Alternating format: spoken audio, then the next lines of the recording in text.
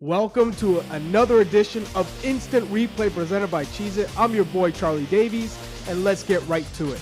We head to Montreal, where Club de Foot Montreal is taking on the Chicago Fire. It's cruise control. They're up 2-0 when Shaqiri plays a ball over the top for John Duran. John Duran runs in, and Breza comes out at the last minute to make the intervention and clatters into Duran. No foul, right? No.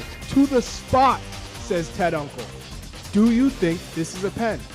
In my opinion, he does come out, and it's after the ball is kicked that he makes contact with Duran. This is on the borderline, but for me, this is a little on the soft side. If Ted Uncle did feel that this is enough contact to warrant a pen, then I'm okay with it. I don't think VAR should intervene to award a penalty. But if Ted Uncle did not award a penalty for this particular play, then I think it should stand. We're not done with this match. We head to the 53rd minute, where the Chicago Fire are possessing the ball in the attacking third. John Duran goes down in the box, off the ball. The play continues, and then once there's a stoppage of play, Ted Uncle is signaled by his referee to head to the monitor to check this play out. Now watch. Yes, there's contact as Joel Waterman pushes John Duran. But if this is a foul, do you know how many penalty kicks I would have had in my career? In my opinion, there is no way that this should be signaled to go to the monitor for a penalty for a clear and obvious error. This is contact, but this is not enough to warrant a penalty kick off the ball.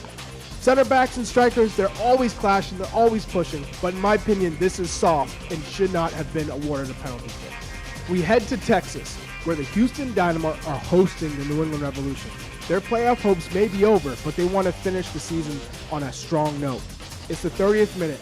Houston Dynamo attacker Fafa Pico unleashes a shot that Andrew Farrell throws his body in front of, and it looks like it may have hit his arm as Fafa Pico protests to Ismail Elfath. Elfath allows play to continue, and Corey Baird is then signaled for offside. He looks at his AR and runs over. They have a discussion. Did the offside happen before the handball? The AR assures Ismail Elfath that the handball was in fact before Corey Baird was in an offside position. He points to the spot for the handball on Andrew Farrell. In my opinion, at looking at this replay, Andrew Farrell does what any defender should do in this position, which is tucking your arms to your body.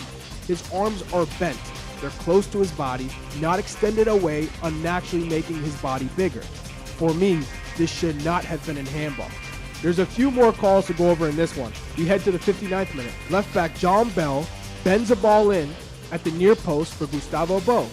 At the last second, he cuts across center back Tim Parker. Tim Parker doesn't see Gustavo Bo make that last second adjustment. He goes to ground to clear it, and unfortunately goes through Gustavo Bo.